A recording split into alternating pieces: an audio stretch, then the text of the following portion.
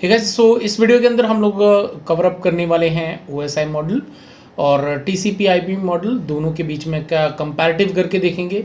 Apart from that हम लोग इसके अंदर जो आपका PDU सेक्शन है OSI मॉडल का, उसको भी हम लोग कवर अप करेंगे सो दैट कि आपको पता चल सके कि जब आपका डेटा सेंडर एंड से जब आउट होता है तो वहाँ पे क्या क्या हेडर इन्फॉर्मेशन ऐड होती हैं, प्लस आपका जब डेटा रिसीवर एंड पे पहुंचता है तो वहाँ पे आपका जो किस तरह से डेटा जो है वो आपका रीड किया जा सकता है।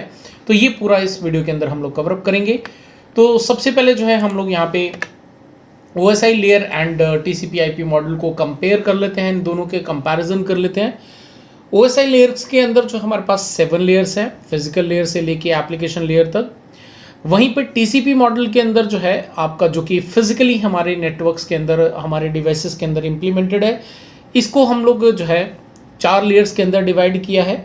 कुछ जगह पे आपको इसका 5 लेयर्स का जो मॉडल है वो भी देखने को मिलेगा, वो भी मैं एक्सप्लेन करूँगा।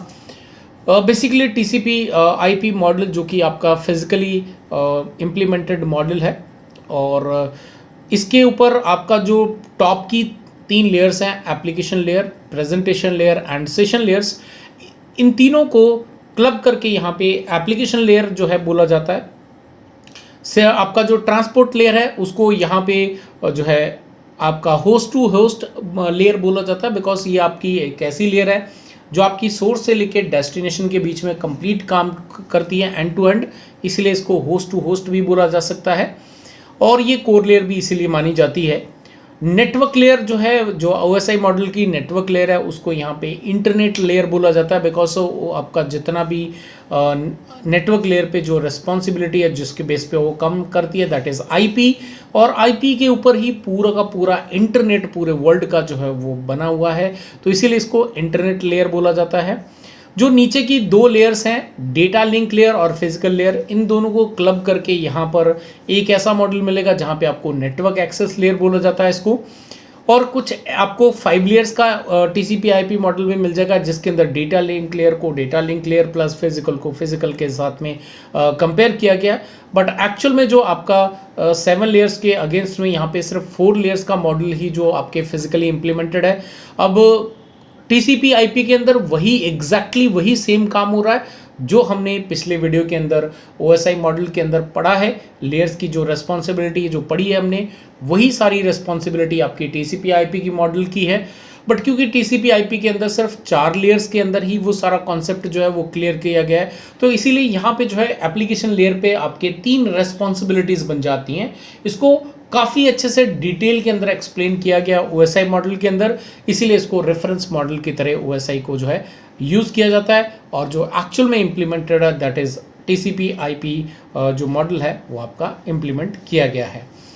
अब इसके बाद जो है हम एनकैप्सुलेशन एंड डीकैप्सुलेशन, डेफिनेटली हमें यहाँ पे जो 7 लेयर्स हैं हमारी OSI की, उसके अकॉर्डिंग आपका यहाँ पे PDU भी जो है वो काम करता है। PDU का फुल फॉर्म होता है आपका protocol data unit. So basically ये आपकी कुछ ऐसा सेगमेंट है जहाँ पे आपको समझना ज़रूरी है कि आपका डेटा जो है कौन सी लेयर पे आने के बाद किस तरह से कन्वर्ट किया जाता है। जब आपका डेटा किसी भी सेंडर एंड की बात करें, जहाँ पे आपका सेंडर एंड सबसे पहले क्या करता है, सपोज कर लो आपको किसी को ईमेल सेंड करना है, तो ईमेल सेंड करना तो आपको क्या करना पड़ेगा, आपको आउटलुक या फिर आपका ब्राउज़र का इस्तेमाल करना पड़ेगा, तभी हम ईमेल क्रिएट कर सकते हैं। अगर मैं आपको बोलूँ नोटपैड पे जो है ईमेल क्रिएट करके सेंड करूँ, तो डेफिनेटली हम नहीं सेंड कर पाएंगे। तो हमें कोई ऐसी एप्लीकेशन की रिक्वायरमेंट होगी जो आपकी नेटवर्क अवेयर है। तो ऐसे में जो आपकी एप्लीकेशन लेयर का जो PDU है, दैट इज़ डेटा, यानी कि यूज़र रीडेबल फॉर्मेट के अंदर ही आपका डेटा रहता है। प्रेजेंटेशन लेयर पे भी आपका जो डेटा है, उसके साथ में जो प्रेजेंटेशन की लेयर की जो रेस्पॉन्सिबिलिटी है वो तो काम होता है, लेकिन जो डेटा है उसका, जो PDU है उसका, उसके अंदर कोई भी चेंजेस नहीं किए जाते। Then there is a session layer. Session layer के अंदर भी जो उसका रेस्पॉन्सिबिलिटीज़ है, डेफिनेटली वो सारी काम करती हैं, लेकिन इसका जो PDU है डेटा का, वो बिल्कुल भी चेंज नहीं होता है, ना ही सेंडर एंड पे ना ही रिसीवर एंड पे। तो इसके बाद जब डेटा हैंडओवर होता है ट्रांसपोर्ट लेयर को, ट्रांसपोर्ट लेयर आपका जो भी डेटा है उसको अलग अलग छोटे छोटे सेगमेंट्स के अंदर डिवाइड कर देता है। तो इसीलिए ट्रांसपोर्ट लेयर का जो PDU है, दैट इज सेगमेंट। उसके बाद में आपका जो data transport layer hand over करती है नेटवर्क लेयर को। तो नेटवर्क लेयर जो है वो अपना उसके अंदर फॉर्मेट डाल देती है विच इज़ कॉल्ड पैकेट। तो आपका नेटवर्क लेयर का जो पीडीयू है वो आपका पैकेट है। देन उसके बाद आपका डेटा आता है डेटा लिंक लेयर पे। तो डेटा लिंक लेयर आपके पैकेट को जो है कन्वर्ट कर देती है फ्रेम के अंदर। तो यहाँ पे जो आपका डेटा लिंक लेयर का जो आपका पीडीयू है दैट इज फ्रेम।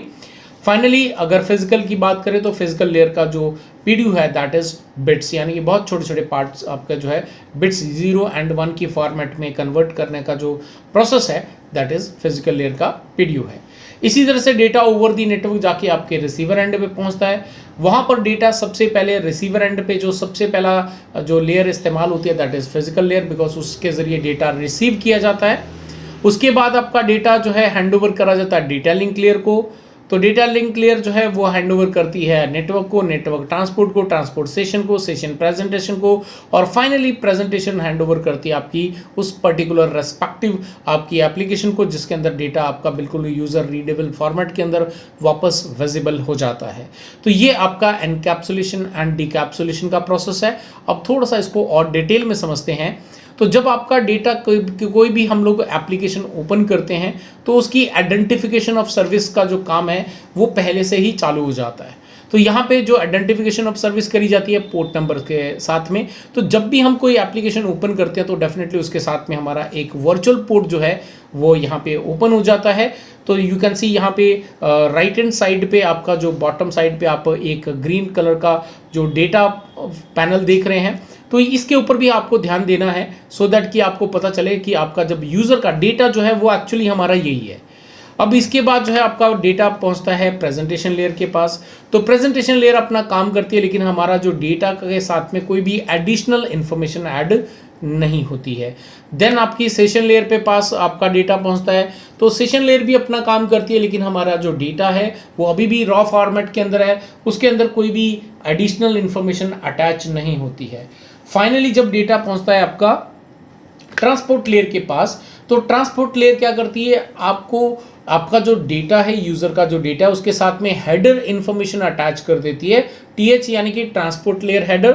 तो यहाँ पर जो है ट्रांसपोर्ट लेयर पे कौन सा हेडर आपका इस्तेमाल, इस हेडर के अंदर क्या इंफॉर्मेशन ऐड करी जाती है। तो इसके अंदर की अगर इंफॉर्मेशन की बात करें तो डेफिनेटली यहाँ पे आपका सोर्स का पोर्ट नंबर और डेस्टिनेशन का पोर्ट नंबर यहाँ पे इसके अंदर ऐड किया जाता है, ताकि जो है डेटा जब डेस्टिनेशन पे पहुँचे तो वहाँ पे उस पोर्ट नंबर का इस्तेमाल करके ये आइडेंटिफाई किया जा सके कि वो डेटा किस पर्टिकुलर एप्लीकेशन को हैंड ओवर करना है। देन आपका डेटा आता है नेटवर्क लेयर पे। तो नेटवर्क लेयर पे जो है आपका कुछ ऐसी इंफॉर्मेशन आपकी ऐड करी जाती है जो कि बहुत ही इंपॉर्टेंट है राउटर्स के लिए, बिकॉज राउटर जितने भी हमारे नेटवर्क्स के अंदर काम करते हैं वो आपके आईपी बेस्ड कम्युनिकेशन पे काम करते हैं, तो वो आईपी एड्रेस को ही समझते हैं। तो आपके यहाँ पर जो आपकी इंफॉर्मेशन नेटवर्क हेडर इंफॉर्मेशन जो ऐड करी जाती है, तो इसमें आपका सोर्स का आईपी एड्रेस और डेस्टिनेशन का आईपी एड्रेस जो है वो ऐड करा जाता है, सो दैट कि जब आपका डेटा किसी राउटर के पास पहुंचे तो वो उसको उसके रेस्पेक्टिव जो भी डेस्टिनेशन है वहां तक आपका ट्रांसपोर्ट या ट्रांसमिट करा जा सके। देन आपका डेटा आता है डेटा लिंक लेयर के पास में। डेटा लिंक लेयर यहाँ पे दो चीज़ें ऐड करती है, one is data link layer header और प्लस आपका डी स्टैंड करता है आपका डेटा ट्रेलर के। तो लास्ट वीडियो के अंदर सीआरसी वैल्यू मैंने आपको बताई थी डेटा लिंक लेयर पे। तो जो सीआरसी वैल्यू होती है, जो साइक्लिक रिडंडेंसी चेक जो आपका वैल्यू है, वो आपकी ऐड करी जाती है यहाँ पे डीटी के अंदर, डेटा ट्रेलर के अंदर। और जो डेटा हेडर इंफॉर्मेशन है यहाँ पर सोर्स और डेस्टिनेशन का मैक एड्रेस अटैच किया जाता है, सो दैट कि आपके जितने भी ऐसे इक्विपमेंट, नेटवर्किंग इक्विपमेंट जो आपके मैक एड्रेस बेसिस पे डेटा को ट्रांसपोर्ट करते हैं, उनको जो है यहाँ पर कोई भी प्रॉब्लम ना आए। तो ऐसे जितने हमारे नेटवर्किंग डिवाइस हैं जो आपके डेटा लिंक लेयर पे काम करते हैं, उनमें हमारे स्विचेस आते हैं, राइट। तो स्विचेस लेयर 2 स्विचेस भी इनको हम लोग बोल देते हैं। तो स्विचेस जो हैं वो बेसिकली आईपी एड्रेस को नहीं समझते, वो मैक एड्रेस के बेस के ऊपर ही डेटा को ट्रांसपोर्ट करते हैं। यानी कि जो आपका लोकल एरिया नेटवर्क का जो डेटा है वो मैक्सिमम विद इन जब डेटा कम्युनिकेशन होता है लोकल एरिया नेटवर्क के अंदर, तो आपका इसी लेयर का इस्तेमाल करके, इसी डेटा हेडर का इस्तेमाल करके जो है आपका डेटा पूरा का पूरा transmit over the local area network में किया जाता है। फाइनली आपका डेटा पहुंचता है आपके फिजिकल लेयर के ऊपर में, जहां पर आपके जो डिवाइस हैं दैट इज़ हब, क्योंकि आपके हब आज की डेट में तो इस्तेमाल नहीं होते, बट आपका जो हब है वो पहले काफ़ी इस्तेमाल होते थे। लेकिन आपकी जो डेटा फिजिकल लेयर है वो कुछ भी एडिशनल इंफॉर्मेशन जो है आपके डेटा के साथ में अटैच नहीं करती है, सो दैट कि यहाँ पे इसका जो काम होता है, जो हमने OSI मॉडल के अंदर देखा, फिजिकल लेयर का सिर्फ 3 ही काम है।